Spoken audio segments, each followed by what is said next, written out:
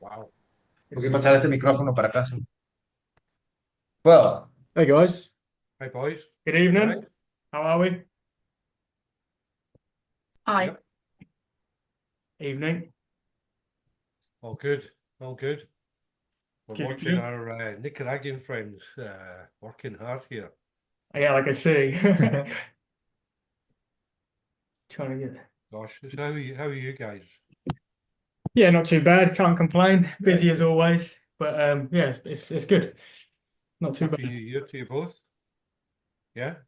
Yes. Oh Yeah, yeah, Happy yeah. New Year to you both. Yeah, gosh. Yeah, thank you very much. Yeah, likewise. Appreciate It's it. going to be a good year.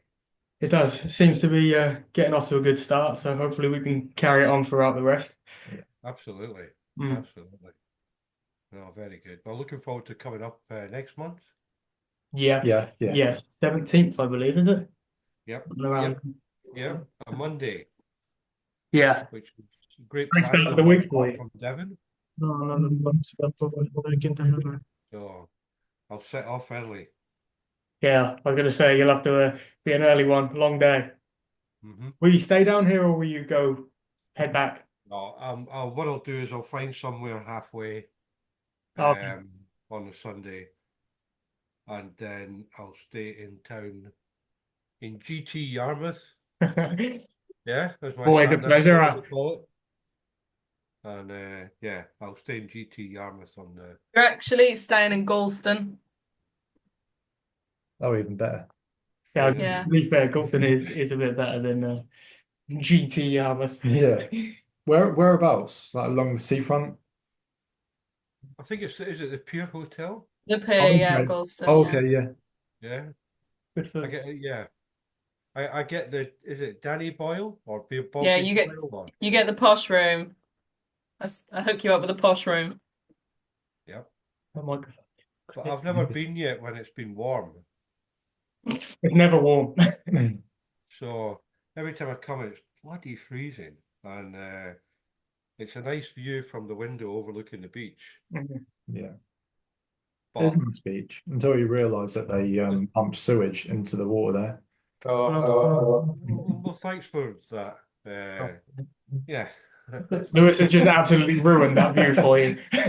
yeah. Well, Because they it did would have film been, the movie yesterday there, though. but yeah, that's it.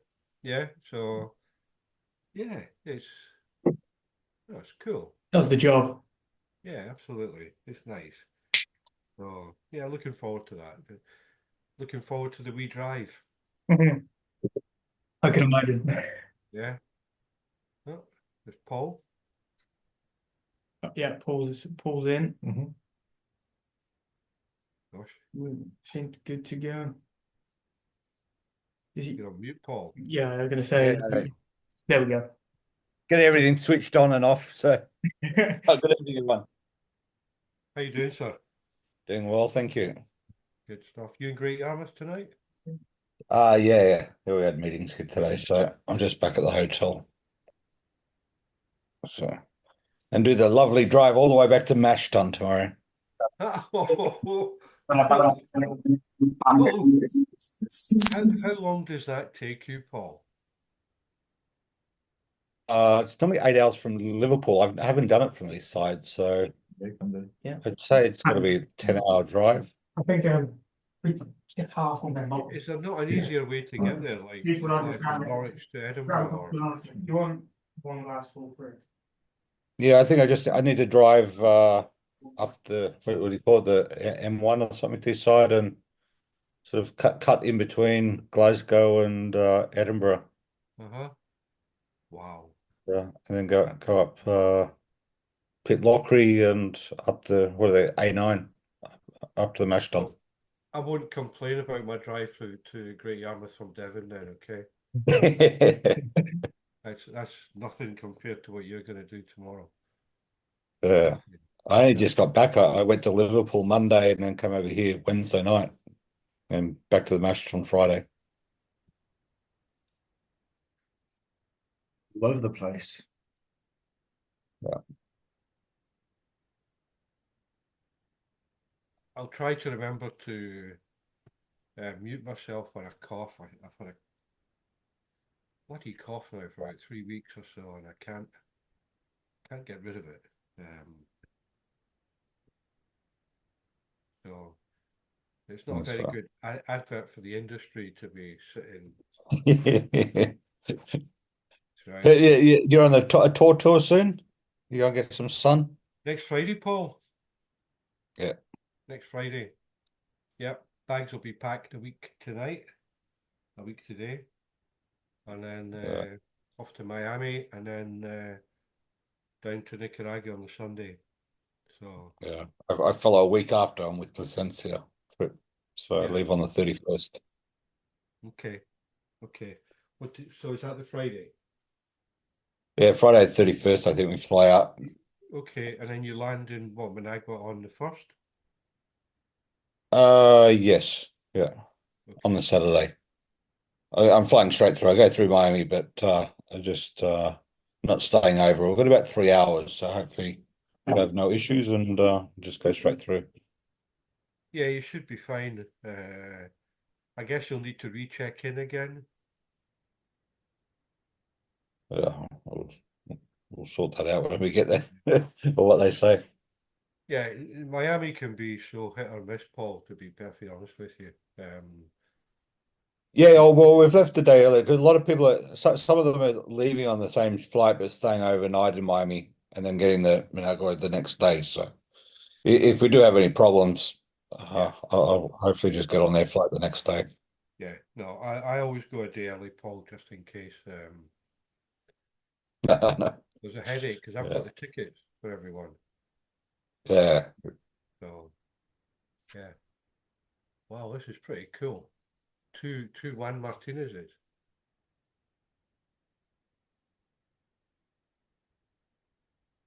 So, Pues miren, aquí pongamos las canciones de nosotros. Salgo de acá. Can you guys hear me? O sea, podemos buscar el mejor ángulo. Yeah, all clear. Yeah. Oh, good. Awesome. Awesome. Atrás tienes Yeah, we'll give it a few minutes. 5 de 5, clásico original. Y el 4-5 con el tema. They're cigar presses. Looks at it. Oh yeah. So they put the cigar rolls in, Yeah. and then they get put into the press. So they Yeah. hold their shelf, Yeah, and that's then cool. that's what they roll with. Pretty cool. You'll see loads of them when you go Yeah. to the factory. I didn't realize. Well, we were just admiring your background there. Oh, thank you, man. We can make it available for you in a digital format if you want. That'd be We'd good. love that, yeah. Scott, Callie, good to see you. good afternoon, sir. I hope you're well. I'm well. I have here a big technical team around me, so I'm nervous because I'm not used to such a big technical support for a special event like this one. No, well, I have to say, I managed to set my laptop up all by myself, Juan.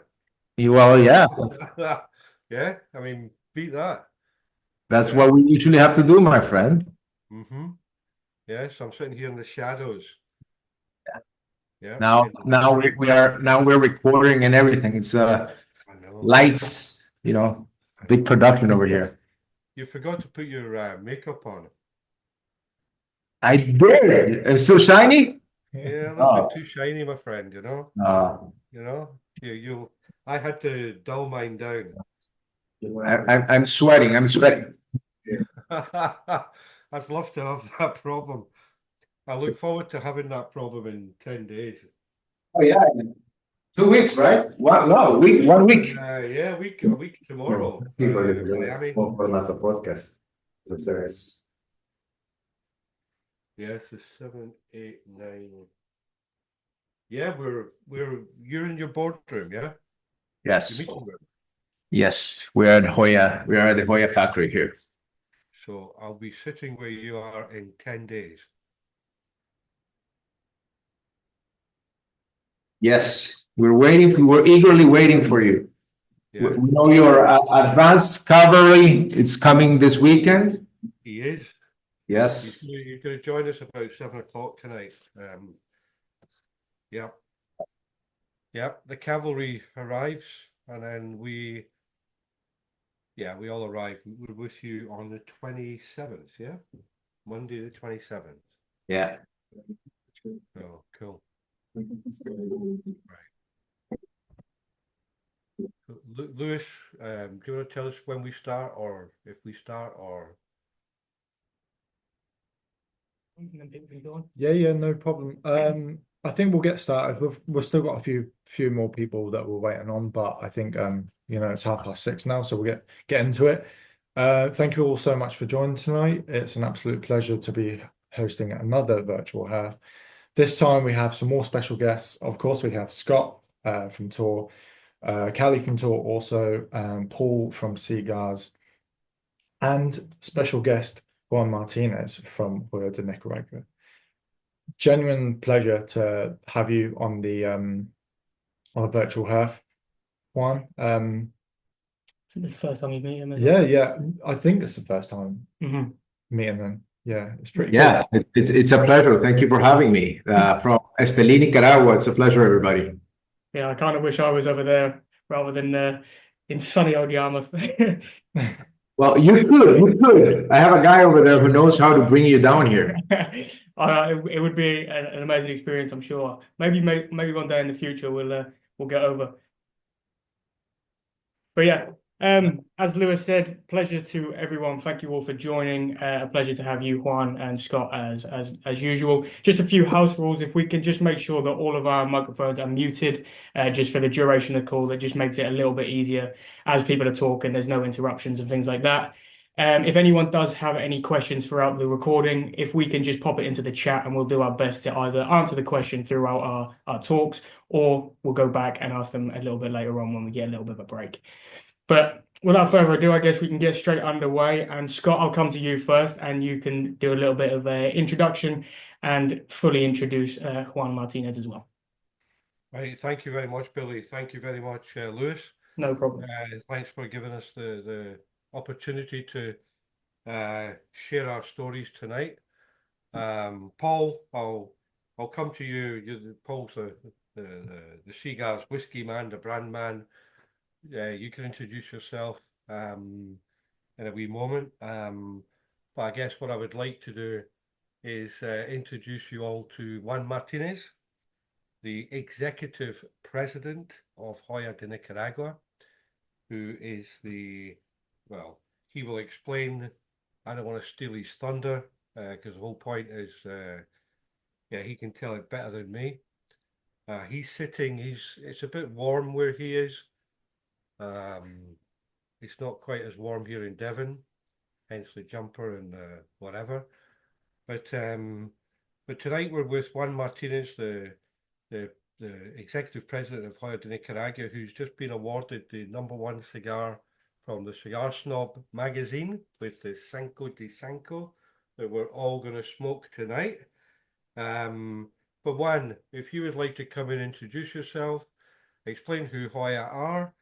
For everyone here tonight, there are two cigars. There's the Classico Selection B, and there's the Cinco de Cinco Robusto. And what I would say is, if you plan to smoke both, I would start with the Classico. If you just plan to smoke one, take your pick. Okay? As I say, the Cinco de Cinco Robusto has just been awarded the #1 cigar for the Cigar Snob magazine, which I'm sure Juan will talk about at some stage tonight, because we want to know the story behind the cigar. And if you're looking for a mild, medium, easy smoke tonight, the Classico Selection B. Okay? So, Juan, if you'd like to introduce yourself, please. Many people will be familiar with you, but some people won't know who you are or know anything about Joya. Okay? Thank you, Scott. Thank you, Scott, and Lewis and the whole cigar team for having us. It's a great pleasure. It's a great honor. So, as I said, I'm coming to you from Stalla, Nicaragua, from Joya de Nicaragua. I represent the oldest cigar manufacturing company in Nicaragua. And as many of you know, Nicaragua has become the premier cigar producing country in the world. we have the privilege and the blessing of making outstanding cigars for you guys to enjoy. And we're here at our home. We have the honor of having been the first ones and to having been the school and the university that jump-started what we know today as the new cigar leadership in the world. We are blessed. We are beginning a new year with fresh ideas, fresh excitement, and we are also excited because next week we have a very special event, which is the Nicaraguan Cigar Festival Puro Sabor, in which we will have people from all over the world enjoying Nicaraguan culture, Nicaraguan heritage, and Nicaraguan tradition, and of course, Nicaraguan cigars. And the week after that is even more special because we have a special group of British friends led by Scott and his team who are joining us here in the full Nicaraguan immersive experience. So we're very thankful to be transmitting to you. Right here, it's 12:30 noon in Nicaragua, so we have a big time difference. But I'm here to basically thank all of you for your trust in our cigars, in the products that we make, in the experience that we try to build for you guys to enjoy, but also to have a conversation. So I have a lot of things that I can talk about, and Scott already sent me a very organized script of the things that he wants me to touch base on. But more interestingly, I want this to be a two-way conversation. So if you guys have any comments, any questions, any opinions regarding the process, the products, or just curiosities around tobacco and cigar making, please make sure you show it our way, because that makes it even more interesting than just me doing a monologue with you guys and Paul doing his whiskey thing and then you guys going to bed early tonight. So we want to make it engaging and interesting for you. So I invite you to make post as many questions as you want and as you can for this conversation. I think there are a lot of things that we can talk about, but Scott, you guide me. Yeah, so just before we get into that, Juan, if everybody's now lighting up a cigar, now I apologize, I've had a cold for the last 3 weeks, so I'm trying desperately hard to get rid of it before next Friday. So I'm going to abstain tonight, but I'm not going to abstain from the wonderful Stalla Dhu whiskies that arrived at my desk. So I'm hoping that these will cure my cold. If not, by 7:30 tonight, you won't understand a word I say. Okay? So, Paul, if I can ask you please to introduce which whiskey we start with. Yeah, certainly. Thanks, Scott. I'm sure many of you have seen me on these Zoom calls previously. I'm Paul Hindmarch. I'm a director at C.Gars Ltd. One of my roles and one of my favorite jobs with what I do with cigars is the coordination and bottling of a number of single cask whiskies underneath the Stalla Dhu brand. As you're aware, we have a core range of single malt whiskies under Stalla Dhu, Speyside Islay, and the Orchard Selection Cigar Malt, which we sampled on our last Zoom call just before Christmas. And this evening, we've taken a step up, and we've got 3 fabulous single cask, single malt whiskies. So just a little bit of a education point. A cask is the vessel in which the raw spirit is actually put into to age. And for a whiskey to actually be classified as a Scotch whiskey, it needs to be in cask for a minimum of 3 years and 1 day. Fortunately, most of these spirits with going to sample this evening are a lot older than that. 2 of them are 12 years old, and the Macduff is a 15-year-old single malt whiskey. These 3 single casks expressions were all bottled in Q3 last year, and they're put to the market just before Christmas. So they're our 3 newest expressions. Throughout this evening, my suggestion is to start with the Deanston 12-year-olds. And then our second whiskey that will feature is the Knock Do 12-year-old, and then we'll finish off with the Macduff. So if everyone would like to take a dram, if you've got them in front of you, I'm actually back at my hotel room, so unfortunately I've got a teacup to sample my whiskies in today. I just realised I didn't have anything else. So maybe if you take a pour of this whiskey, if you hold it up to the light, this is a very light in coloured whiskey. So it's had very little interaction or very little colour has come out of the cask or the wood. It was a bourbon cask, and quite likely this bourbon cask has been a reused cask because there's been very little colour that's been transferred into the whiskey. So Deanston, it's a Highland single malt whiskey, but it is quite south, and it's only about 45-minute drive from Edinburgh. It's just on the mouth of Loch Lomond, which is another distillery which bears that name, Loch Lomond. Now, it's actually located in an 18th century cotton mill because it has a stream that actually runs through the site where the facility is. Because of this, it is the only distillery in Scotland that is not reliant on external electricity, because its on-site hydroelectricity provides all of the requirements for the whole site, both in terms of the production and also the management of the site. So it's the whiskey itself. It's characterized by a very honeyed sweetness in the whiskey, and it's actually quite voluminous, and it's got some tropical fruit that comes through in the finish, which is quite surprising for a whiskey that is so light in color that it still has that richness and flavors, very forward driven, and it coats the full palate. And I'm sure it's a great whiskey to complement the cigars that we're having this evening. So the distillery itself, it was converted in 1966. So it's a relatively young distillery. So it was converted from that cotton mill into the distillery. And shortly after that, only 20 odd years following, it closed down between 1982 and 1990. This is when a lot of distilleries were mothballed. A lot of them were demolished because there was a glut of whiskey in the 1980s. It was at this time the Distell Group purchased this distillery. Distell is most famous for owning Heineken. So it's a lovely gem of a Scottish Highland distillery.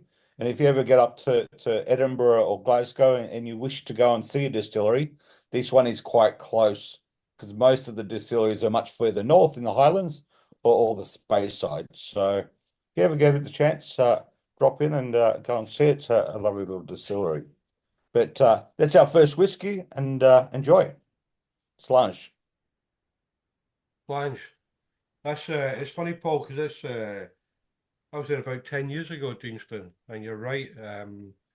Just north of Edinburgh, it's a great place to start if you're doing a whiskey tour. Because if you're going to go north or if you're going to go west or wherever, literally Deanston's bang smack on the way wherever you're going to go on a whiskey tour north of Edinburgh. Yeah, you go over to the Campbelltown, or head up to the Orkneys or the Isleys. You basically need to go through this area to get to those other Scottish regions. Good. Well, we're cool to improving by the second, okay? So it's very good. We'll have you ready to jump on the plane tomorrow. Oh boy, if only, if only. So, Juan in Nicaragua, sorry you can't enjoy these wonderful whiskies. Not yet, but I'm waiting for them. When you come, you bring my sample. And we would have to redo this once again, but that's no problem. There you go. How many can I get in my luggage? I think there you go, Lewis and Billy. Roy's coming on the trip. So maybe you could get a couple of little samples for Juan. Yeah, I'll mention it to Roy. For I'll when get him to bring some Stalla Dhu over for you. That would be Yeah, really cool. I could send some across to him so he can bring some over with you. Fantastic. That'd be brilliant. There you go. So that's Monday taken care of, one. Yeah? Thank you. We'll let Christian do the factory tour and we'll just enjoy Just it. sit in the boardroom. Yeah? So I am drinking some Nicaraguan rum in replacement to in the waiting line, preparing myself for the scotch. Very good. So salud. Slange. So, one, I love the wall behind you. I know we can talk about the history and all the rest of it. You've got little awards and you've got a half wheel, I see, directly above your right-hand shoulder. Some boxes of cigars. You might even have a UK award up there somewhere. Yeah, that's it. Well done. I think you were the first New World Producer of the Year. Is that correct? I think so, yes. Yeah. Yes, thanks to you. Yeah, a few years ago. I think Quattro Sanco's won an award as well in the UK. Yes. So you have for those that don't know it, can you do a snapshot? I know you probably said this about a million times of the history, but also the UK history. Sure. Sorry. Yes. So thank you, Paul. Thank you for that enlightenment and enriching lecture on that first scotch. That for me, it's quite mesmerizing to find the parallels because, as you all know, we represent a trade, a product, and an experience that is very rich also in history.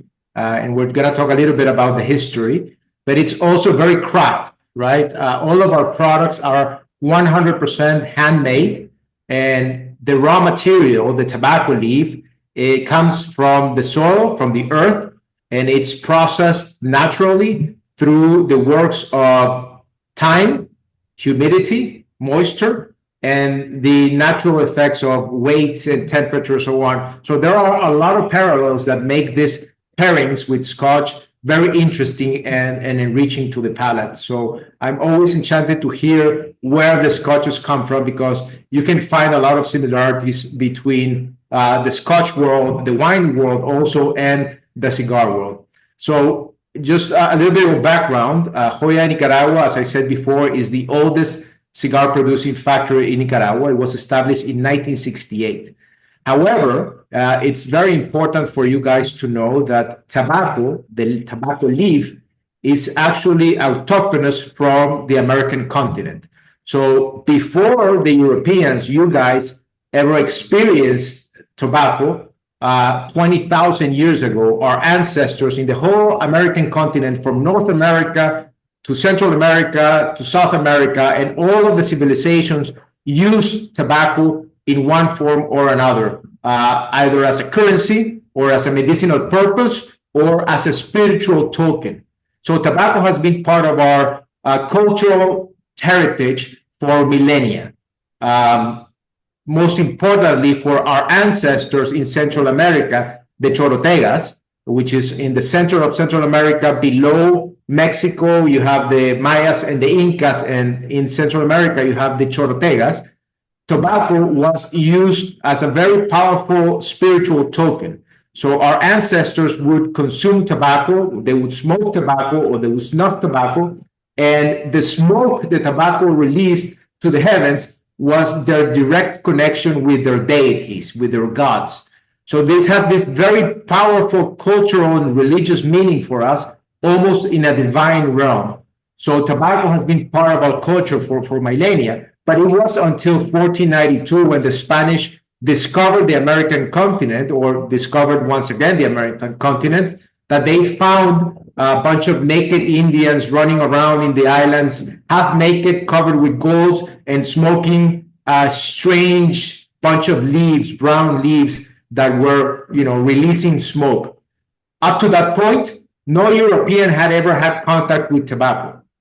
But once they brought it to the mainland Europe, it blew up. Originally, at the beginning, it was satanized, right? The first person to ever come back smoking tobacco in Europe, in Spain, he was jailed because they thought that he was under satanic influence, thanks to the tobacco, right? But eventually, it got mainstream, it got industrialized, and tobacco became very popular.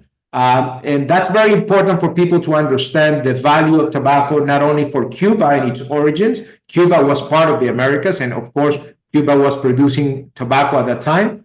Eventually, cigars were industrialized in the 1700s, 1800s, and eventually it became more popular in the rest of the American continent. So tobacco for us as Nicaraguans, as Latin Americans, is a very important token. And of course, now in the form that it takes of cigars that are designed to be enjoyed and appreciated, to enhance your experiences, your life experiences, it becomes even more a more powerful token. So our job nowadays is to translate that gift from the earth, from the soil, from the ground, from the water, from the energy of the light in our tropical countries, translated into this product that gives you a sense of pleasure, a sense of relaxation, a sense of getting together and sharing with your friends, with your families, and just enjoying a simple, nice experience through the products that we make. So this is a very interesting history. But let me talk a little bit more about Nicaragua and its origins, because we know that for you guys in the UK and in Europe, New World cigars, and particularly Nicaraguan cigars, are relatively new. You might not be as familiar as you are with other origins, or if you are a new smoker, you want to learn more about what makes each country special as a country of origin. Nicaragua began growing black tobacco, and black tobacco is the variety that we call it for the use in cigars, compared to blonde tobacco, such as Virginia and Burley and other varieties for cigarettes and other products. So black tobacco is for cigars. And it was in the early 1960s, that Nicaragua began growing black tobacco for the production of We start cigars. at 11 o'clock. We usually end by 7. And we have, yes, it's 11 o'clock, yeah. Yes, we are. Yes, we are, yes.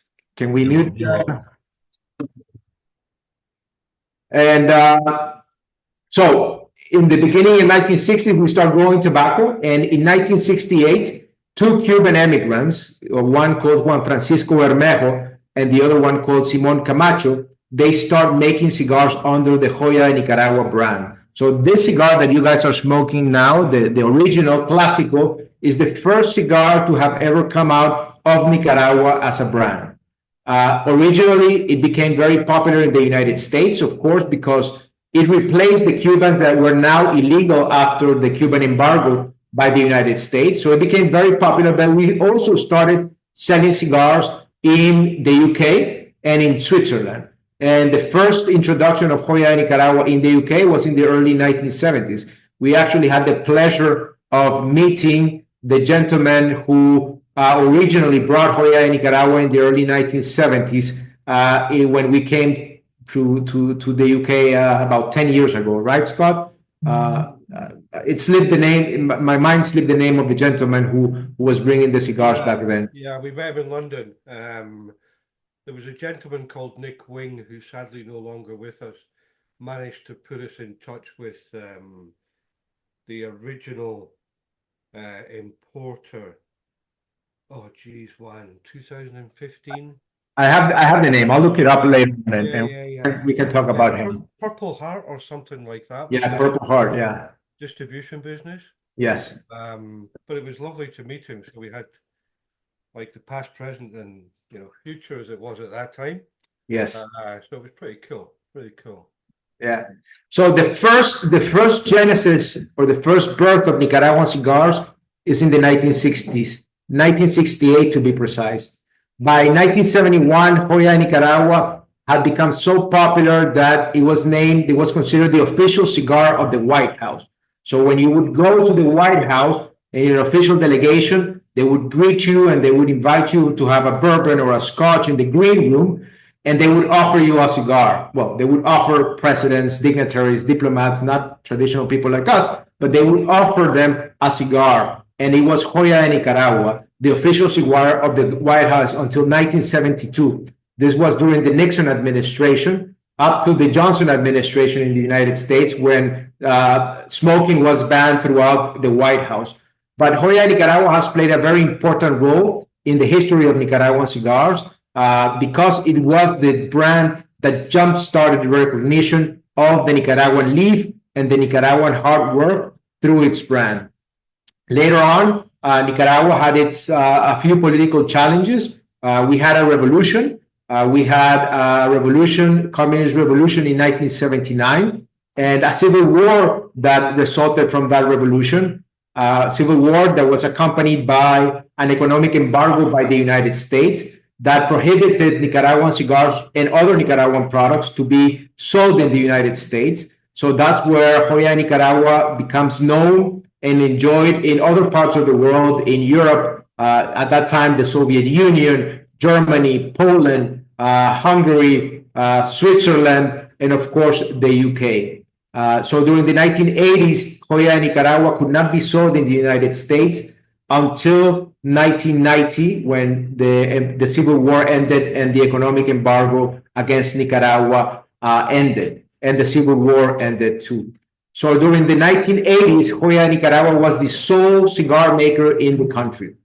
Once peace comes to Nicaragua in the 1990s, after the revolution, then Nicaragua has its second genesis, or its second birth as a cigar producing country. This is when the companies are now privatized again. This is when my family, my father, Alejandro Martinez, comes into the business. By the way, I'm not a fifth generation cigar maker. I didn't grow up under the shade of a tobacco plant as many of my colleagues, but my father began in the business after taking over Joya de Nicaragua in the early 1990s. It is at the same time when Nicaragua starts becoming more popular. People find in Nicaraguan tobacco a great alternative, and we start having more companies coming down to the country and establishing themselves. So by 1990, we have only one cigar factory. Fast forward the cigar boom in 1995, we have more than 60 cigar factories that are established in the country. Brands that you know very well today, such as Padron, Oliva, Perdomo, Gurkha, Rocky Patel, Drew Estate, they established themselves suddenly in Nicaragua in the mid-1990s during the cigar boom. That cigar boom, for those of you who don't know, was a period in which cigars became very popular and everybody wanted to enjoy cigars from Cuba, Dominican Republic, Honduras, and Nicaragua. So demand spiked considerably, but it was a boom. It was sort of a bubble that busted around 1998. So when that bubble busted, a lot of the companies that were established during that era just fell away. They disappeared, and a lot of the brands that were established also disappeared. And by 1999, the cigar industry in Nicaragua was suffering a decay, not only after the end of the cigar boom, but also after Category 5 hurricane that hit Nicaragua and destroyed the northern part of the country, which is tobacco growing region and cigar making country. So the second genesis was cut short due to both the environment and to the economy. And then we have the third genesis, which is the one that actually began everything else. After the year 2000, Joya de Nicaragua, we start working in an international expansion, working in bringing the brand to more than 50 countries around the world. In the early 2000s, nowadays, our products are enjoyed in more than 80 countries around the world. But also, and most importantly, this is the moment when we start working and experimenting with Nicaraguan tobacco with a different perspective. So up to 1999, this was the only brand that we produced, the only blend that we produced at the factory. But in 2000, our team, my father and his team started experimenting with other varieties of Nicaraguan tobacco and started developing new blends. And this is when a new extension that's called Antaño 1970 came to market. And this is a cigar that is characterized for being full-body, robust, intense. Back then, it was one of the most powerful cigars in the market. And this was very attractive to cigar smokers, particularly in the United States. So this profile blew up. And this is the moment when Nicaraguan tobacco starts being appreciated by cigar smokers, but also by other cigar makers because of its natural characteristics of flavor, complexity, and strength. So from the year 2000 up to today, Nicaragua has grown, has multiplied by 5 its reach, and it has become the #1 cigar producing country in the world. Nowadays, you can find that 6 out of 10 cigars that are considered the best cigars in the world by reputable magazines such as Cigar Aficionado, Cigar Snob, Cigar Journal, 6 out of 10 of those magazines are handmade in Nicaragua. The other four that are non-Nicaraguan, at least 2 or 3 use Nicaraguan tobacco in their blends. And the other one is Cuban, generally. So you will have that relationship between the quality of the product. And this is not something new. This is something that has been going on for many, many years now, where not only Nicaragua is the biggest cigar producer in the world, country in the world in terms of volume, but also in terms of quality. The recognition that Nicaraguan cigars have achieved, it's outstanding and has positioned the country as the #1 leading producer. And there are many reasons for that, and we can explain that if you wish. What are the factors that influence the quality of Nicaraguan tobacco and Nicaraguan cigars? So that's a brief history in a nutshell. Obviously, there are a lot of nuances, but just to give you a brief introduction on why we are here and why New World cigars, particularly Nicaraguan cigars, have become what they have become today. Yeah, I think we'll later on, Juan, we'll come to why we think Nicaraguan and New World cigars are doing so well. Okay, so we'll get into that in a little way. How long have you been in the business? Because you're still a young man. You must be what, 29? 28, no, I'm 41. I've been in the business since 2008. So that's going to be about 17 years now. So as I said, I worked, well, to be fair, when I began, I wasn't expecting to come into tobacco or coming into cigar world. My father was running the business and it was his project. It was his endeavor. And I respected and appreciated that, but I was doing my own thing. I studied economics in school, and I had the privilege also of doing my master's degree in London. So I had the opportunity to enjoy the London weather for a while, the good and the bad of it, if you may, and all of the good things that come with the weather. But when I came back after doing my master's degree, I started appreciating the impact of the work that my father, his team, and the company were achieving. And set yourself in a setting where you have a factory based in Esteli, a small city in northern Nicaragua with about 200,000 inhabitants, where he employed more than 400 people, and his products, his cigars, or the cigars made at the factory, were being enjoyed in more than 50 countries around the world.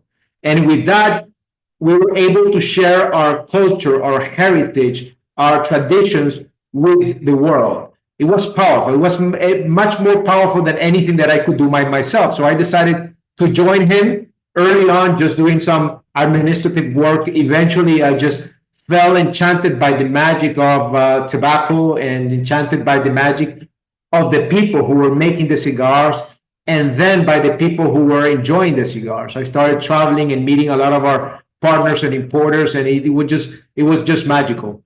I gave him 5 years to be in the business, and I would move on. And I'm here 17 years later. I'm still enchanted every day by what we do. Well, and there was a period of time, Juan, where you were, I guess, sorry, is my sound okay? It's a bit low, but I can hear you well. Right, okay. I'll bring the computer towards me.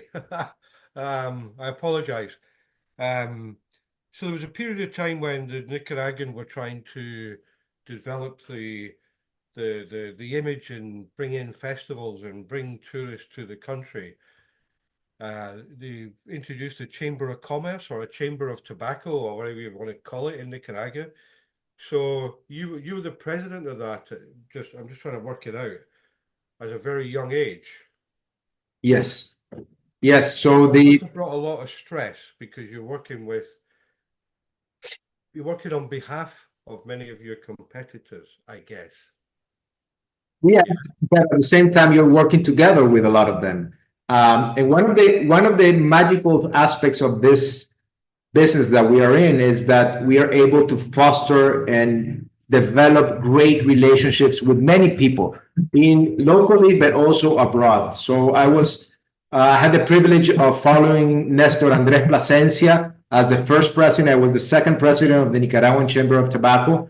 And with that, our mission was to promote not only the working together of the industry, that all of the companies come together and defend and work for the common interest of the industry and the people who work in this industry, and of course to develop tobacco growing, tobacco processing, and cigar making elevated to an art form. And that was one of the objectives. Also working together to overcome some of the challenges that, as you well know, we have collectively as tobacco industry in terms of regulation, in terms of controls. So we had to come together. And one of the side projects of those objectives was to create this festival of making the origin country, the image of the origin country, something powerful that by itself would attract people, not only because of its product, but also because of the history, of the heritage that we have, of the food, of the drinks, of the tradition, and the beauties that the country has to offer.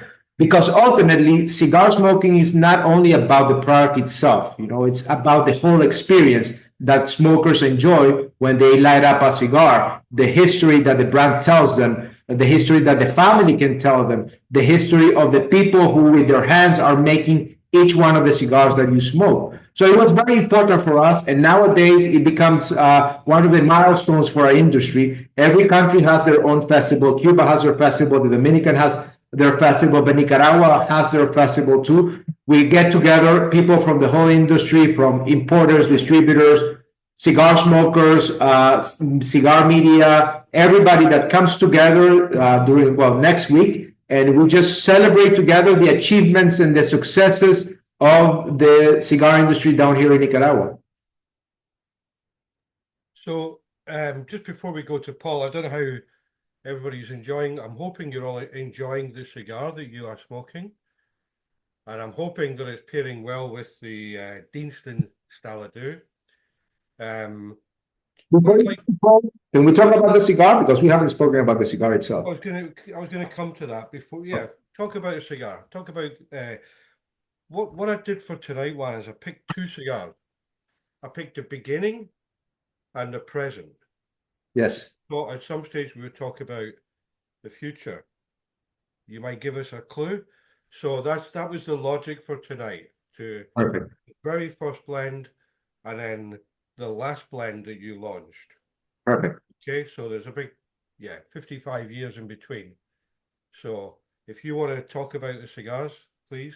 Yes, so we started with the Joya de Nicaragua Clásico. So Joya in Spanish means jewel, right? Translated to English means jewel of Nicaragua. And as I've said, it's the first brand to come out. We have it in two expressions. The Clásico Original uses a Connecticut shade wrapper. It's, I would say, a mild cigar with a lot of flavor, a lot of richness. The wrapper is from Ecuador, Connecticut shade, but the fillers and the binders are all from Nicaragua. So it's a rich, silky, complex smoke, but mild in its strength.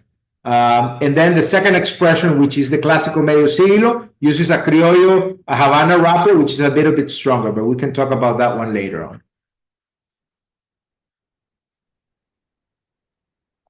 Perfect. So are we all ready for the second whiskey, or do you want a bit more time? No, we can move across to the second we'll whiskey. move across to the second whiskey. Paul. All right, the second whiskey, as I mentioned, we can move on to the Stalla Dhu 12-year-old single cask whiskey. This is cask strength, so the whiskey has gone straight out of the whiskey barrel or the cask, and it's gone straight into the bottle. So nothing's been added to it. It's the cask strength, which is a 54.3%. If you feel that it's a little strong, you can always add a couple of drops of water or a little bit of water to it. It'll tend to open up and let the aromas release out of the whiskey if you do that. It's always good on the first try, though, to try it without the water, just so you can get the raw taste of the whiskey, and then you can add a little bit of water into it, open it up a little bit more. So this is a step, on the other side of the spectrum compared to the first one.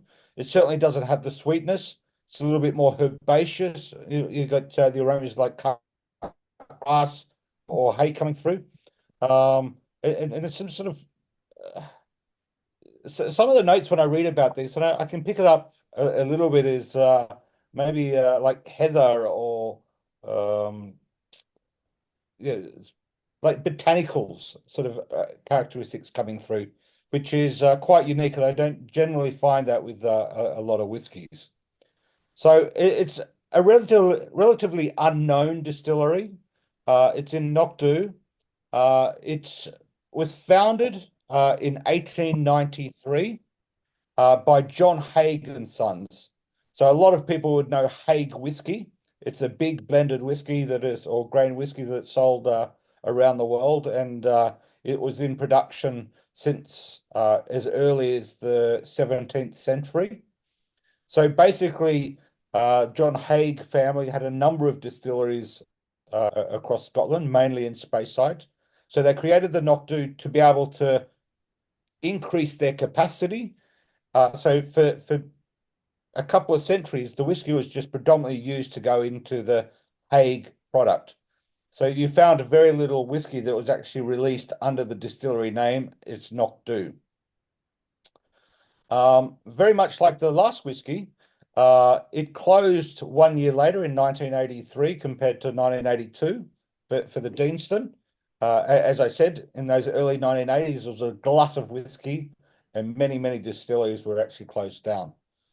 5 years later, Inverhouse purchased the distillery, and Inverhouse is owned by Thai Bev, is best known for their Chang beer. So you've got these overseas beverage companies that have, back in the late 1980s, they could pick up these distilleries for quite cheap, and basically they're basically buying warehouses of existing spirit. And some of them decided to reopen the distilleries, but then they could use that to have their own Scotch whiskies that they could add to their portfolio of products within the countries that they're doing distribution of their other spirits. Mainly like Thai Bev was basically beer into the Thai market. Chang beer was relatively new. Biggest competitor was Singer, but in the 20 years that it's been in the market, it's actually captured about 44% market share, I believe. So it's become quite a big spirit distribution company. And following the purchase of Knock Dhu, they also purchased Balblair Distillery, Old Putney, and Speyburn. The majority of all these being in Speyside, which is the heart of whiskey. I'd say just like Stella is like the heart of Nicaragua for the production and manufacturing of cigars. Speyside is the heart and soul of the Scotch whiskey industry, even though there's many other regions that they make and produce whiskey. So Inverhouse has those other distilleries, as I mentioned, Balblair, Old Putney, and Speyburn, which release a lot of whiskey under their own distillery name. But the vast majority of Knock Dhu is actually sold under a blended whiskey called Hankey Bannister. So this is a low-cost blended whiskey that they sell mainly into the Thai market and elsewhere around in other export markets. But the whiskey that's sold under a single malt is actually sold under a brand called ANOC. It's ACNOC. They did this because there's a similar distillery with the similar name called Knocando, and to save the confusion within the consumers, that's why they released the spirit out of Knock Dhu distillery under the ACNOC brand. Low volume. I think there's only about 500,000 bottles sold under that brand, because the majority of the whiskey is going into their blended whiskey, which is Hankey Bannister. And I'm sure that's selling millions of cases of whiskey, but both in Thai and other export markets. So it's a very different sort of whiskey. You won't find it that often with the independent distilleries, but certainly an interesting one as our second whiskey for this evening. Hope you all enjoyed. Paul, that's thank you very, very much. May I ask, 54.3, Yep, is that right? Yeah, correct. cask strength. Cask Is that, strength. what's the kind of benchmark on a, because I noticed the first one is like 50, The first one was 54. the first one was most probably sitting at around 60%, and we decided to bottle it at 50%. So we've added water to the liquid in the cask before we've bottled it. Now, for Scotch whiskey, when it comes off the still, it's most probably 70-odd% when the liquid goes into the cask. And we have this thing called angel share, which is the evaporation and the loss of the ABV, or the alcohol by volume, in the whiskey.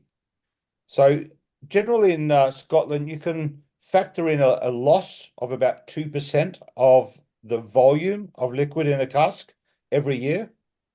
So if you look at a 12-year-old whiskey, you're losing a quarter of your cask in terms of volume.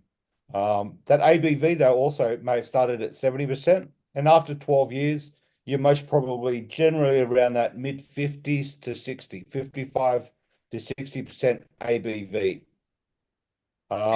Is It's there very a important, is there though, a the limit, longer you Paul? age it. Is there a maximum you can have? There's not a maximum, but what you'll do, they're generally going to put the liquid into the casks, or after they pull it off the stills, you've got your heads, your hearts, and your tails, and it's the heart of the distillation that they keep, and the other stuff they'll recycle back into the next distillation. So the hearts, because they're running at specific temperatures, that they only want to capture that spirit that is not too much ethanol or bad characteristics. And that's generally coming off at around that 70% ABV.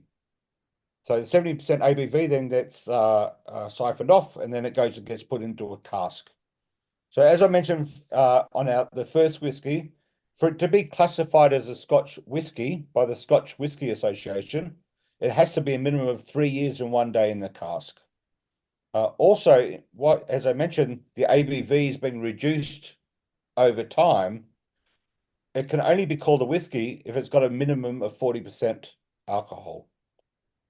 So a lot of these old whiskies, when they get into 40, 50% ABV, 40 to 50 years old, the ABV might be getting down to 42%. And it's a race against time then that they need to bottle it, because that could be a cask. If it's a Macallan 40-year-old, 50-year-old cask, it could be worth £1 million. But if they let that whiskey go to 39.9% ABV, it's basically worthless.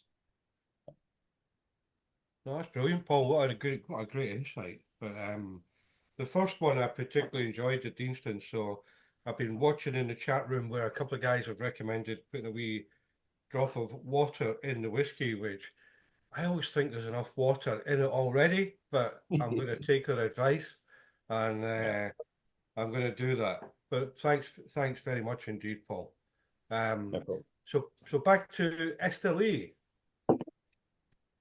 Here we are. Are you putting Coca-Cola in your rum? I hope not. No. For the ones who asked, this is what we're drinking, a bit of Flor de Caña, which is what we have access to. But up to next week, we'll get some of that great whiskey our way. Yeah. No, that's what you have for breakfast, lunch, and dinner, is it not? Some people, yes. And it's good for the skin. It is for the skin, yeah. Cold. Yeah. Yeah. Yeah. True story. So, Juan, the last 5 years, there's been a boom going on in America.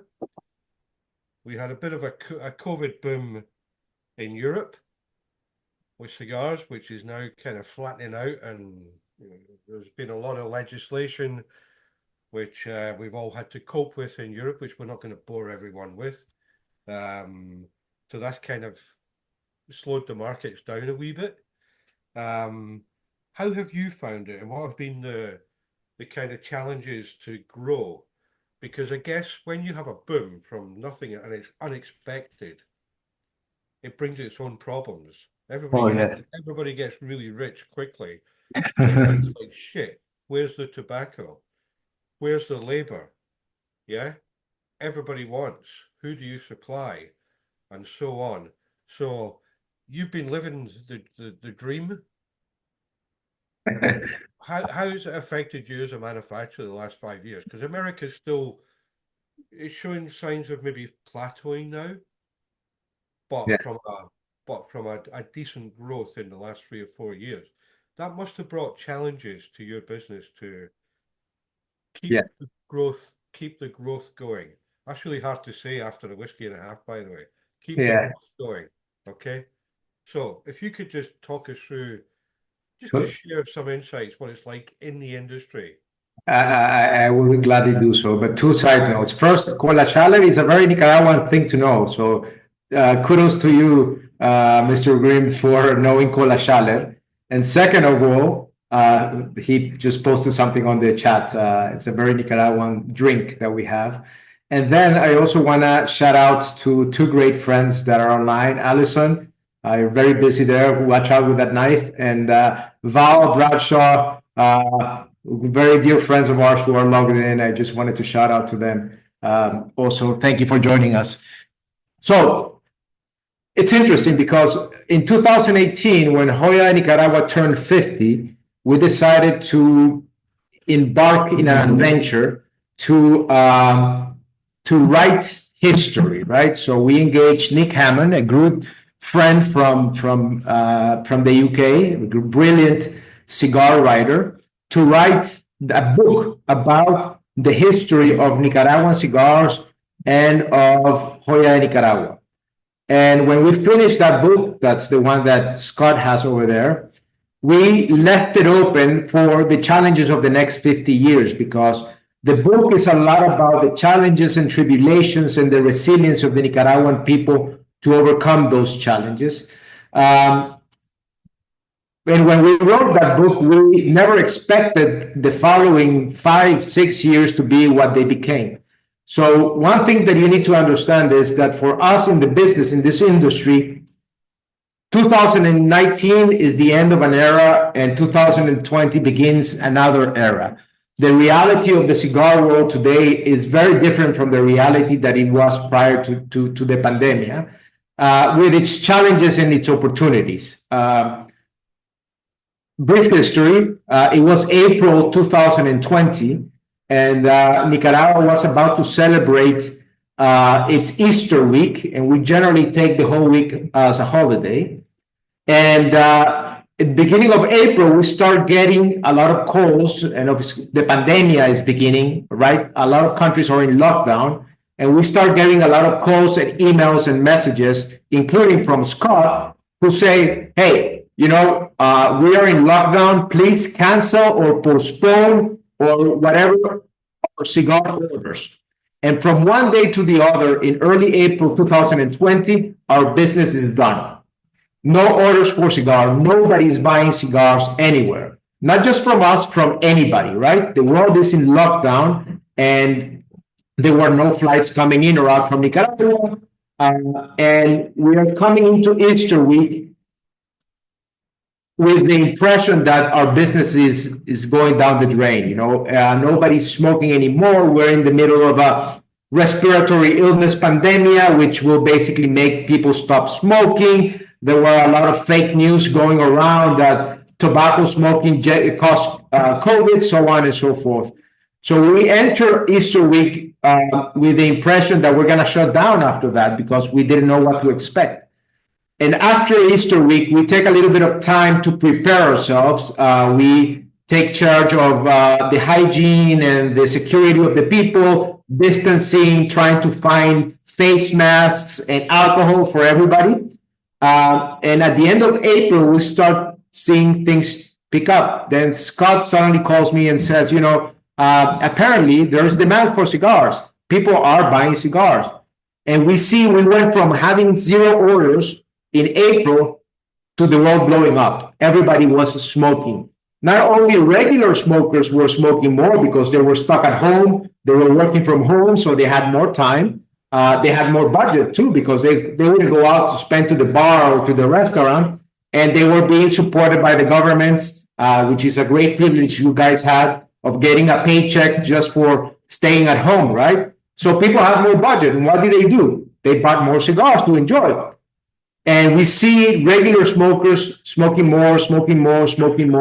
And then we also start seeing that new people or people that we did not recognize before start become curious about cigars. They start experimenting. They start joining our virtual lounges, our virtual herfs, and they start asking. And we see a lot of new people just getting into cigars. And then by mid-2020, everybody was enjoying more and more cigars. So when we went from an industry that was really flat, in 2019, not a lot of people were smoking more, not a lot of growth expected. It was, it was a sort of a stable industry to suddenly exponential growth in 2020, 2021, 2022, up to, I would say, last year, that was the end of this cycle that we expected it to slow down. And of course, that's fantastic when you have everything in line. But now remember, we're in the middle of a pandemic. So the first thing that happens is that even though there's high demand for our products, we cannot ship the products. There are no containers, there are no ships, there are no airplanes flying in or out of Nicaragua. The airport in Nicaragua was shut down for 2 years. So that meant that we couldn't ship the cigars. So even though we had the demand, we couldn't get the cigars to the smokers. So, stocks get depleted, retailers sell all of their stock, importers sell all of their stock, and suddenly there are no cigars available. Okay, eventually UPS comes and we're able to ship directly via UPS around the world. UPS becomes the monopoly of shipping cigars, as you can imagine, because we couldn't find any other alternatives. So eventually we got that way, but then we hit the end of 2020, early 2021, and we made a lot of cigars, but now we don't have any tobacco. Why? Because tobacco, we have regular stocks of tobacco that we save. On average, we have about 2 years of stock of tobacco in the factories, but now demand was so high that we used all of our reserves. And if you know tobacco, we don't grow it in the fields and we immediately use it. We have to wait. We have to grow the tobacco, classify the leaves, process the leaf, age the tobacco, and that takes on average about 2 to 2.5 years. So that means that there is no tobacco available in the streets for us to grow or to buy. So now we have the demand, we have access to the markets because we have shipping, but we have no tobacco. So the beginning of 2021 was a challenge because we didn't have the raw material necessary to make the cigars to be able to sell them. Eventually, as the year progressed, tobacco growers were able to expand their areas and grow more tobacco, and we slowly got more access to leaf, and we started making more cigars. But now we have a problem also that we don't have boxes or materials because there's no paper to print bands, or there's no wood to make the boxes, or there are no hinges to make the boxes. So we didn't have the complementary materials to package the cigars. So now we have tobacco, we have cigars, but we don't have packaging. So that went through, challenge again, supply chain issues. And then fast forward a year, we were able to stabilize the supply of materials. We have tobacco, we have how to get the cigars to you. We have materials, but now people start leaving. And Nicaragua faces its strongest, well, not only Nicaragua, actually, all Latin America faced its strongest immigration crisis in the history. Between 2022 and 2023, Nicaragua lost 10% of its population to immigration. People basically left Nicaragua, Honduras, Costa Rica, and many other countries to the United States, to Europe, because there was such a big growth in those countries that labor was short. So people just would walk up to the United States and we got left with people. So just us in the year 2023, we lost 30% of our workforce. So that meant we had tobacco, we had boxes, but we didn't have people to make the cigars. And all of this is happening at the highest level of demand in history. Eventually, thank God, in 2024, the labor situation stabilized. But all of this meant that we had shortages, but we also had increases in cost. And that's one of the reasons you guys, maybe in the UK less, but around the world more, you saw the increase in the price of cigars going up. tobacco went up because of demand, labor went up, materials went up, so everything went up. So it wasn't as beautiful as saying, oh, success for everybody. It was a very challenging period for our industry. Thank God, cigar smokers were patient, and they were waited for us, and we were able to supply and to deliver the high quality, consistent cigars that they come to expect. So this last now 5 years have been a roller coaster of emotions for us down here. In all of this happening, remember, 2022 to 2020 to 2022, all of this happened in the midst of the pandemic.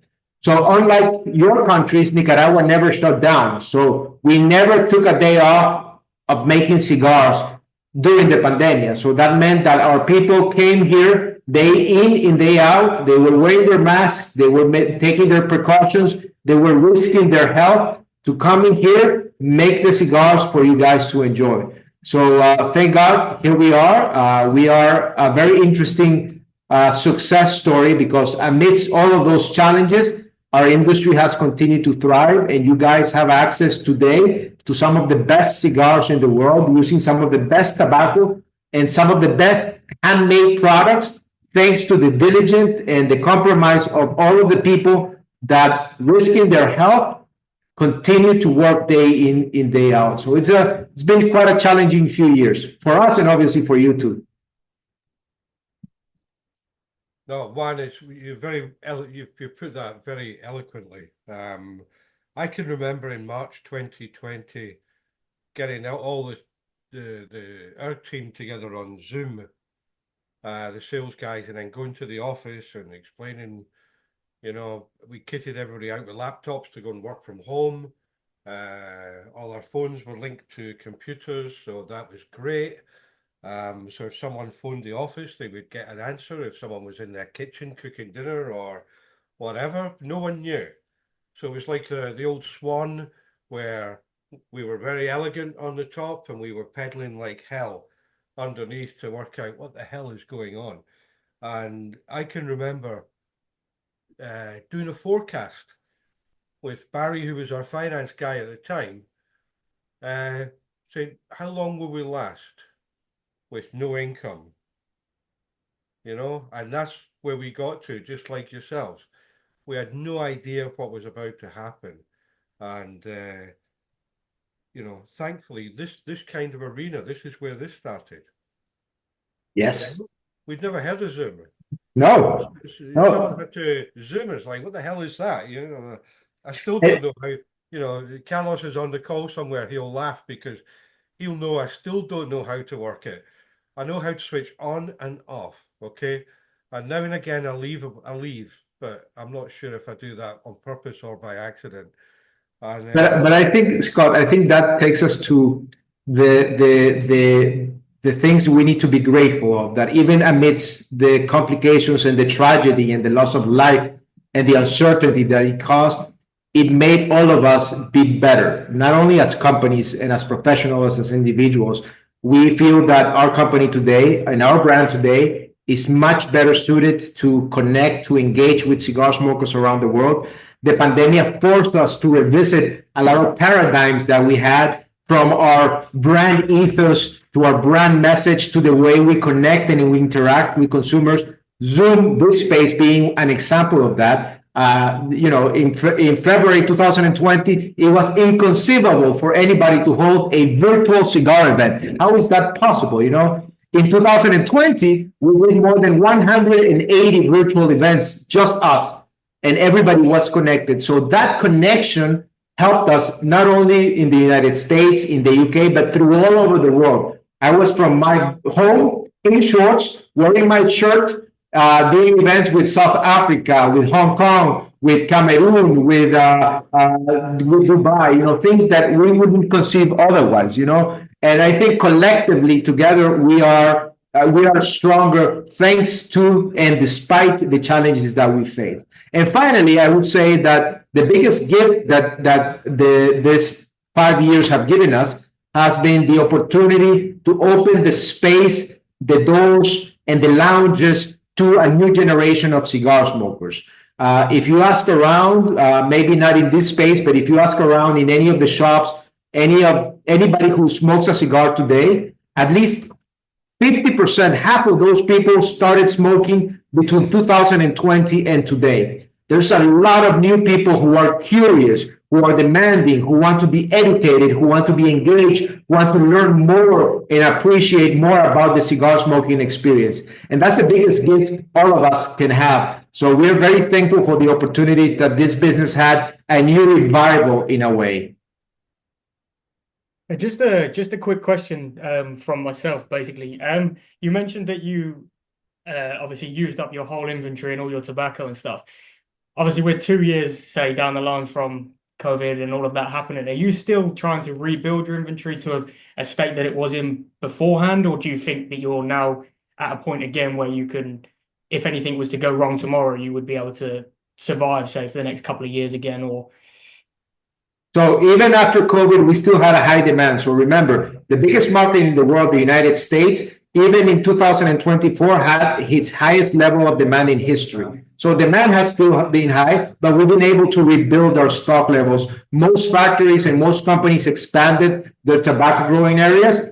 But most interestingly, all of us learn and improve our processes, which makes that we are more productive and we are much more efficient in the way we process and we use tobacco. So not only are we able to use the tobaccos better, but now we also are being able to recover our previous stocks of tobacco. And I'll find all that out in 10 days' time. Yes, you will. In the sun. So that was fascinating. In terms of the employment, is that now settled down, Juan?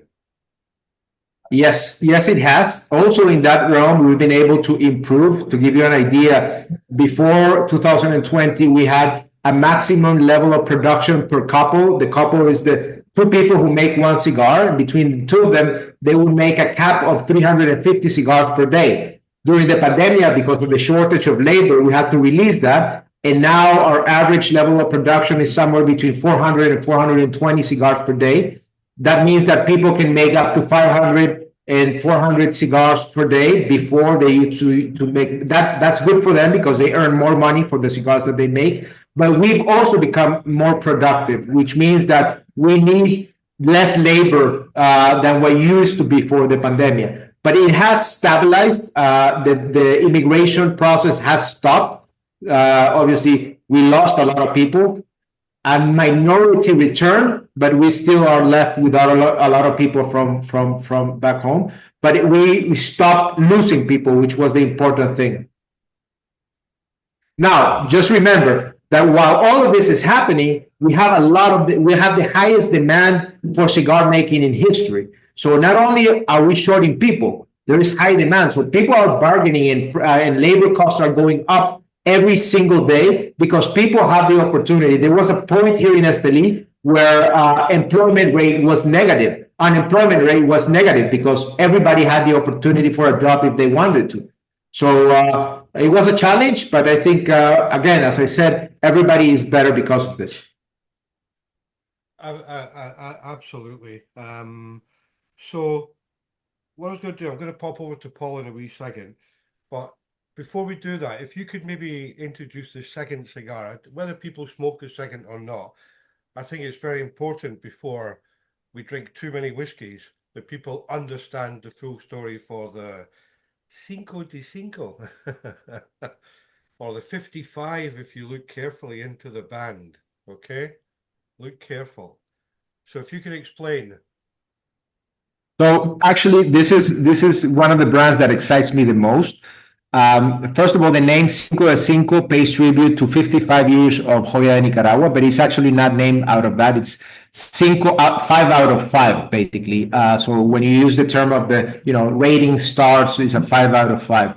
But this cigar was also the result or inspired by the context in which we lived during the pandemic. So in 2020, when we were stuck down here, we cannot travel, we cannot do cigar events abroad, we start questioning ourselves a lot, right? Every single one of us question ourselves, our motives, our vision, our aspirations at a personal level. but we also did it at a professional level. Probably many of you changed your careers or changed your businesses during COVID or because of COVID. And we as a company were not exempt of that. So one of the things that we did was start reflecting on what is our future? Where do we stand? Up to that date, our ethos was the most Nicaraguan cigar. We are the oldest cigar brand. We are originally from Nicaragua. We are the most Nicaraguan. We want to outshine because we are the most Nicaraguan. And that is fantastic. History. You carry the country in your name. We carry the country in our name. And that's a very strong source of pride for us. However, we asked ourselves, does that provide any value, any meaning ultimately to the cigar smoker? Do they actually care? Yes, they might say, okay, this is the oldest brand, but would that enhance their life in any way whatsoever? And we came to the conclusion after great advice and questioning from a brilliant marketing and strategy team that's called Madre Consulting. And by the way, shout out to them.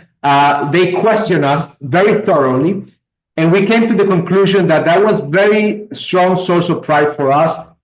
But for the modern consumer, for the modern cigar consumer, that was blah. That could mean anything. Anybody could be the most historically anything.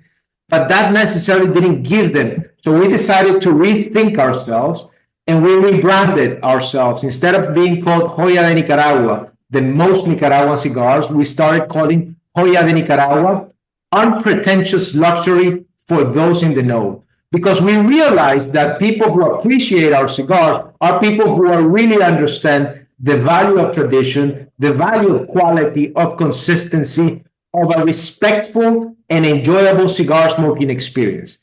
And so that's why we call ourselves from the most Nicaraguan cigar to for those in the know.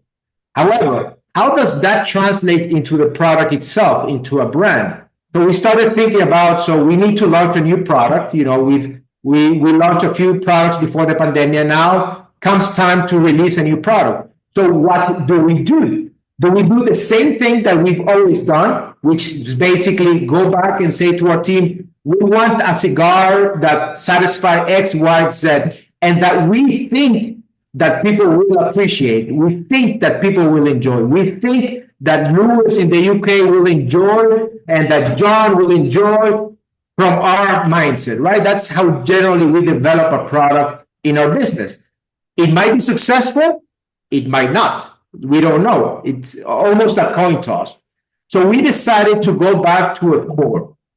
So a few years before, we had started a program that was called Cigar Safari with our partner, Drew Estate, which was a program in which we brought people down to Nicaragua to enjoy the cigar experience. So we brought them over, such as the festival, and they would come to Nicaragua. They would spend 3 to 5 days, and they would visit our plantations, visit our tobacco processing, and visiting our tobacco factories, our cigar factory. And they would learn about history, learn about process, and they would eventually learn about cigar making, and they would blend their own blends. So at the end of the session, if you come down to Nicaragua, so the tour does this every year, at the end of the session, we teach you how to blend a cigar. And you take your personal blend with you. Basically, we make the cigar for you, but you choose the tobaccos or the recipe of the cigar, and we make it for you.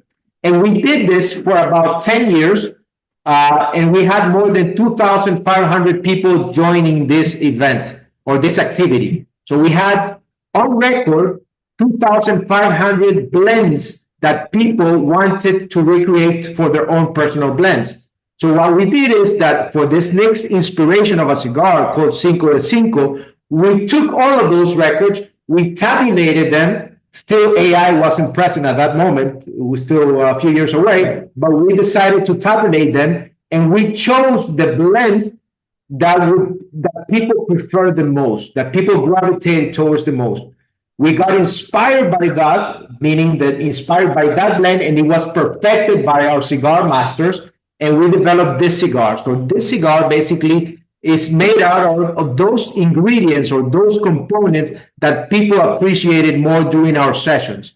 And it's inspired by the people, for the people, very revolutionary of us, very socialist of us, meaning that this cigar, it pays tribute to all those people that have joined our cigar experiences here at Joya de Nicaragua and blended their blends. So this is a cigar that has a Mexican San Andres Negro wrapper, an Ecuadorian Habano binder, and Nicaraguan fillers from Jalapa and Condega, which were the components that people chose the most. So if this cigar has any recognition and has gotten any awards, such as the #1 cigar by C.Gars Ltd, that's a testament and a tribute to all of the people who have been part of this cigar experiences and blending sessions, including you guys at Tour and the people who have joined us from the UK. So this is Cinco de Cinco. Yeah, and I saw Mark, was it yourself that just put a comment in there about the blending session we did in 2020, where we did a world exclusive, where everybody blended their own cigar and we shipped them from Nicaragua out to their homes. We actually were the first ones. We did a virtual blending session. So we made people do that exercise virtually and we shipped them. It was a logistical nightmare, but we made it happen. It was an absolute nightmare, but we did it. And it was one of the things during COVID that gave me the most pleasure of anything we ever did. I was a bit skeptical. Could we do this? But the answer is, Bob the Builder would say in the UK, yes, we can. And it was amazing. So Tony, yeah, it was fantastic. And we got the cigars in. We even had the names of the people on the bands. It was like, wow, it was like we had nothing else to do. Yeah. It was amazing. Yeah. So there you go. Right. So Paul, you just shot up there on my screen, which reminds me we're running on with time. And it must be time for Macduff. Yes, Macduff, the final whiskey in our trilogy this evening. There's a common factor with these three whiskies, and that they're all relatively unknown distilleries, because the majority of the spirit is actually not used to actually make single malt whiskies. Macallan, we all know Macallan. 99% of their whiskey is mostly all goes into Macallan. It's not used or farmed off to another distillery to go into a blend. It goes into Macallan. These three whiskies this evening are all distilleries that are originally produced and still are used, where the majority of the actual spirit is actually put into a third-party branded blended whiskey. To give you some indications, this is Macduff. Over 90% of the production of whiskey in this distillery goes into a blend called William Lawson. So William Lawson blended whiskey is the 6th largest selling Scotch whiskey in the world, with 3.4 million cases sold in 2021. The distillery currently is owned by John Dewars and Son. Dewars, another blended whiskey that many people will know. And John Dewars is a subsidiary of Bacardi. So as I mentioned before, these multinational spirit companies that have got their own export markets and own distribution with local produced products, whether it's a beer or a wine, a rum, they're piggybacking their distribution, having their own distilleries in Scotland to create their own blended whiskies. So it's very rare to actually find any of these three whiskies that we've tasted this evening. So it was a good opportunity for everyone to have a look at something different, have a look at the nuances of the distilleries and how they may differ or be comparable to other whiskies that you're most probably more aware of and a little bit more common. So I did a little bit of homework. There's only about 500,000 bottles, about 10,000 cases of single malt whiskey that's actually released under the brand name Macduff, but majority of that is actually exported into the France market, which is piggybacking off that William Lawson. You really won't find any Macduff as a labeled distillery product here in the UK. And what you'll find is anything you do find under the brand Macduff or be bottled by independents, such as ourselves with Stalla Dhu. One of my favorite whiskies was an independent Macduff that I had when I first started with Cigars 7 or 8 years ago. It was a big sherry cask, Macduff cask. So they play around with a lot of oak and different casks in making their whiskies at Macduff. This one is not a sherry cask, but it still has some of those characteristics of dark fruits, touch of citrus coming through on the palate. It's a little rich, more mouthfeel, more voluminous Scotch whiskey. It was a great whiskey to finish off our cigar and this Zoom event. So hope you all enjoyed the 3 whiskies. Juan, I'm not joining Scott, but I'll be in Nicaragua the following week with Plasencia, your comrades. So I'm certainly looking forward to coming and seeing that side of the world once again. Well, if you have any time, let Nestor ask, and you can come visit us, and it would be a pleasure to host you. Yeah, sure. Yeah, I would love to do that. So I'd love to come and see you guys. I believe we've got some free time here and there, so I'd love to come and see you, and I'll bring some of my whiskeys, and if I do get to come over. Yes, don't come here without whiskeys, man. Yeah, Don't come here without whiskeys. No, I'll bring Cigars, whiskeys. but don't come empty-handed. No, I won't. Remember, We will bring bottles. in our availability of whiskeys here, so you will be whatever you bring, it's gonna be golden. For sure. You can count on it. Yeah, I will certainly bring some, and I'll get them to you, even if I don't get the chance to come over personally. Thank you, my friend. I'm sure Roy's got plenty of room in his case. Okay. Yeah. We'll hit up Roy to get some over there anyway. But Yeah, I'll certainly be bringing. Well, he's not going to get his flight ticket out of Miami, unless he he's going to yeah. Paul, just a question. 151 distilleries according to Mr. Google in Scotland. Okay. Yes, and there's more opening every month. How many Stalla Dhu? Because we've done these events before where the last time it was 3 different Stalla Dhus. Now there's How many distilleries have we used? How many distilleries are you working with on single casks? Okay, so the single cask, buying single casks is a little difficult because the distilleries themselves aren't selling casks to the trade. The distilleries themselves are selling casks between each other because they've historically traded because they need certain characteristics out of a certain distillery to make up their blended whiskey.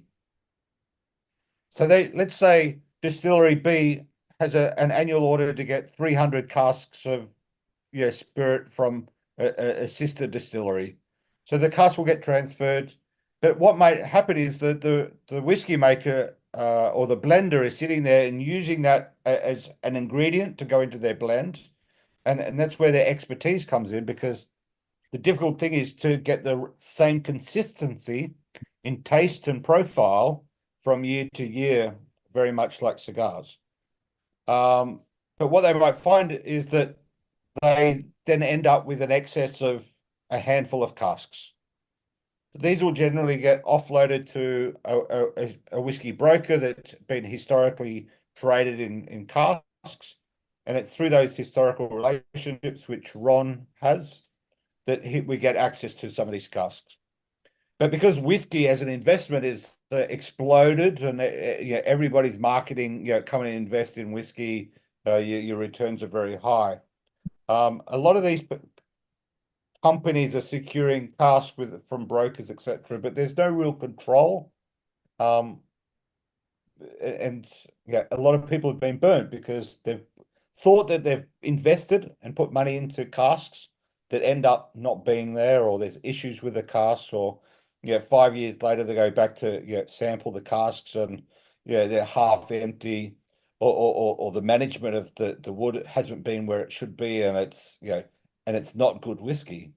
So yes, people have made money out of whiskey, but it's a very risky entity to be in unless you really know what you're doing and dealing with it with the historical players that are in the market.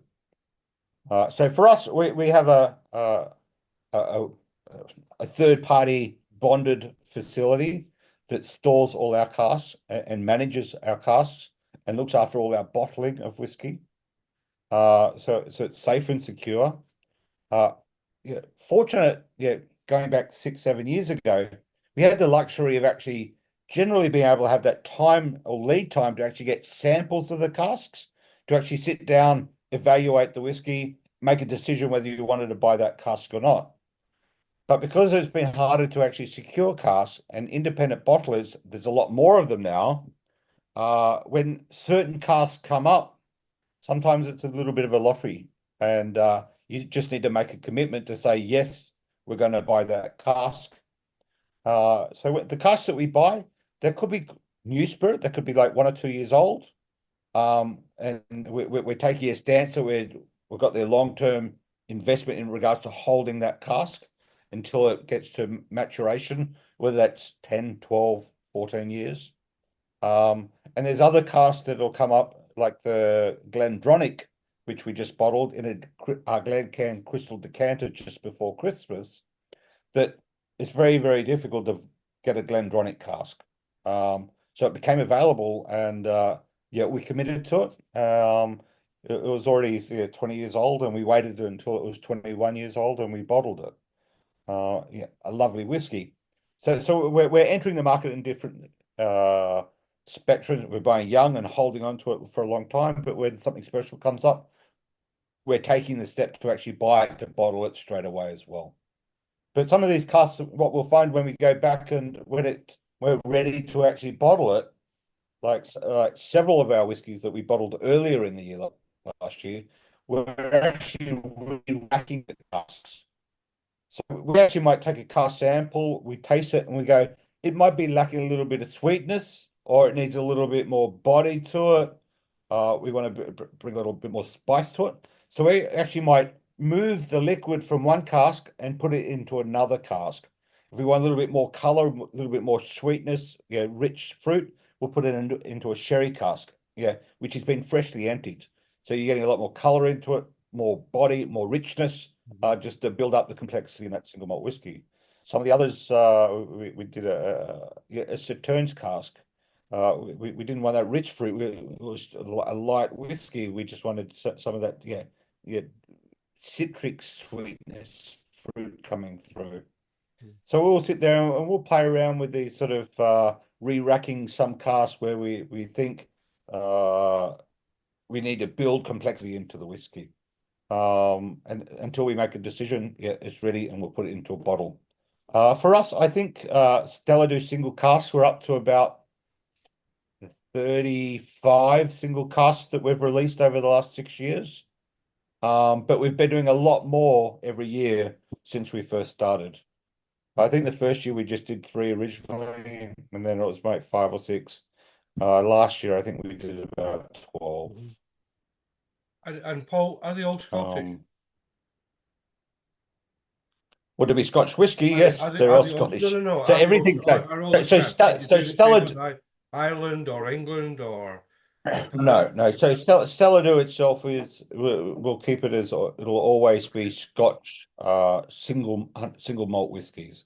We're not doing any blends or anything under that. So we do 3 core range. It's a Speyside, an Islay, and a cigar malt. We don't disclose the distilleries only because we haven't changed the distilleries that we originally started using. But if at some point in time we do need a change, we don't want to go through that confusion with the consumers. So we don't disclose the distilleries. But the single casks, we're permitted. We'll actually disclose the distillery on the label. Sometimes the distilleries don't give you permission to actually use the distillery names. So sometimes we need to be a bit creative in regards to the name of the whiskey and what we call it. And we sort of give hints, or we give a phrase on the distillery, on the label, which is in reference to the distillery. So we can play cryptic, we can look at the labels and work it out. Yeah, so Yeah, there's a game one to of the play. main ones is we Yeah. did a truth be told 21-year-old, which was a Glenfiddich cask. So we weren't allowed to put Glenfiddich onto the label, but the Glenfiddich translation is where the deer run freely across the green valley, and that's sort of a tagline that we've got in small print, which is on the label. So the people that know within the industry will generally pick it up. Paul, no, listen, thank you very, very much. I'm very, very conscious that we're now at 8 o'clock, which is usually the kind of the shepherd's crook comes out and pikes me away. So Juan, if I can come back to you for the final word, please. So it's gone very, very well. I hope for everyone it's gone very fast tonight. It certainly has for me. Maybe that's the whiskey kicking in. So Juan, you've got Pura Sabor next week, or this weekend. Does it start this weekend? Next week, yeah, Monday. So you're in the middle of a busy schedule, so I really, really appreciate you giving up your time. Oh, it's a great pleasure. It's always a great pleasure. You know, and for you to have to sit there and drink rum and smoke cigars at lunchtime, I mean, that's really tough, huh? But thank you. Someone has to do it, man. Someone has to sacrifice themselves. I know. But just a quick one. What's happening, Juan? What can we look forward to? What do you predict for this year? Oh, I hope you had that response for me. No, it's we're very excited because after all those years that we mentioned of challenges, we feel that the world has now stabilized and that we're able to get a grasp of how people are feeling really. Think a bit of the smoke has subsided, and a lot of the uncertainty has always stabilized. So from our side as manufacturers, we look forward to a very stable year to continue growing our brands in partnership with you, Tor, the team over there. We're very thankful for the love and the support and the enthusiasm that you guys give us. We're very appreciative of that. To be clear to anybody, we wouldn't be anywhere close to what we are if it weren't because of the partnership that we have with Scott and with the whole Tor teams and together with the partners that we have around the world. So we're very thankful for the love and the trust that they give us because they become our messengers, our voice, our hearts, our ears in this case, in the UK.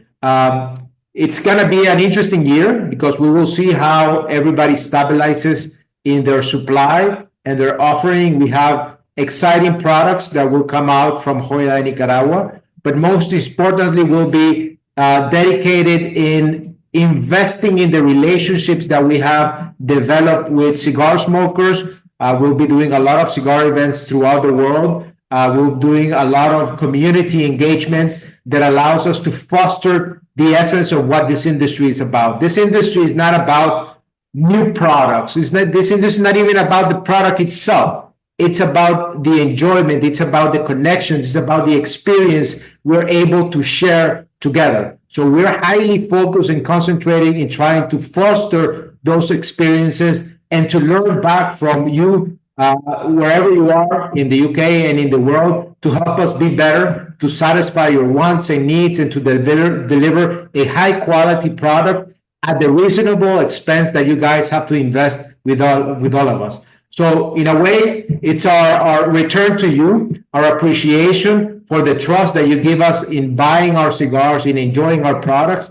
That gratitude is extended to everybody here in the floor who is in charge of sorting the leaves, selecting the leaves, making the cigars, aging the cigars, packing the cigars. A lot of work. Just to give you a figure, behind every single cigar that you guys enjoy, more than 300 pairs of hands are involved. Each one of the cigars you enjoy today, each one of the cigars that come out of our factory, and most of the cigars that come out of Nicaragua are handmade, hand processed, from the moment the seed is planted in the fields to the moment the cigar reaches your hand. No machine, no computer, no AI is involved in making each one of these products, which makes it a very unique and special treat for you guys to enjoy. But most importantly, the cigars that are made in Nicaragua are made by most of them family-owned companies, medium to small companies that dedicate their in and their out, day in and day out, their commitment, their passion to the quality and the consistency of the product. Remember, most of these companies are dedicated from tobacco growing, tobacco processing, cigar making, up to you guys. So there's a hard work, dedication, time, and human investment in this beautiful product that you guys ironically just light up in flames and turn it into an ash, right? So ironically, there's too much love dedicated to this product that is made for you guys to enjoy and to appreciate. So our expectation is that this year, moving forward, that we continue to grow the cigar smoking community in the UK, that we continue to gain space in the humidors of shops in the UK and in the humidors of cigar lovers in the UK and around the world. So nothing less than a full gratitude from our side down here in Nicaragua, and we hope that we can see each other again, not only virtually, but also in person, either here in Nicaragua or up there in the UK very soon. Juan, what can I say? Thank you. You told us everything but nothing.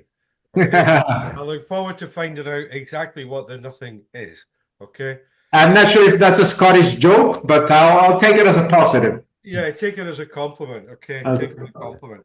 I mean, it goes without saying, anyone who's listened to how the passion and eloquence that you have for Nicaraguan cigars is incredible. I would say you are the best ambassador for your country I know in this industry. And I'm very fortunate to deal with all the good company. Thank you, my friend. I appreciate that. So thank you, everybody. And thank you so much for your time. I'll let you go and have your chicken sandwich or whatever it is you're having today. Look after Carlos when I'm creating content for TikTok soon, so follow us on okay. Oh wow. Okay. TikTok. I look forward to that. Yeah. I was going to say we actually have a customer in the Northeast called TikTok. Okay, there you go. We thought it was a wind-up when they tried to place an order. It was funny. That's another story for another day. The whiskey's working. Look after Carlos when he arrives at the weekend. I will. Incredibly jealous. We look forward to seeing you in 10 days' time, exactly where you're sitting just now, and that will be amazing. Thank you so much for everything tonight, Juan. Those that are around, Juan's going to be in Scotland in July for an event that you might have read about. He's one of our guest appearances, so look out. Billy, Lewis, Paul, thank you so much, C.Gars, for giving us the platform to take over your business for an hour and a half. Yeah, much appreciated, Scott. Pleasure is ours as always. And Juan, thank you for your time this evening as well. Pleasure, my friend. I certainly do hope I'll get the opportunity to jump out of Placencia and come and see you while I'm in Nicaragua. Please do. Thank you very much. And all of you, thank you very much for your time, and we hope you have a great evening. If you have any questions, comments, opinions, or you just want to continue the conversation, just follow us at Joya Cigars in the social media, including TikTok, if any of you have, because it's become a thing down here apparently. Please shout out, and anything that you need, we're here for all of you. Thank you very much. Lovely. Thanks so much. Just a quick word from us here in C.Gars Norfolk as well. Thank you everyone who joined the call this evening. It's been a pleasure as always. Thank you to yourself, Scott, to you, Paul, and of course to you, Juan Martinez in Nicaragua. Your knowledge has been majorly insightful this evening. I hope everyone has enjoyed their evening, the cigars that we put on for you, and the whiskeys as well. So thank you very much. Thank you, everybody. Thanks, guys. Good evening. Until next one. See you later. Thank Good you. night. Good night, everyone. Thank you all. And it works. The whiskey's working, by the way. Yeah. That's Yeah, good. you seem better now. I'll be asleep in about 10 minutes, okay? So, listen, nice to see everyone.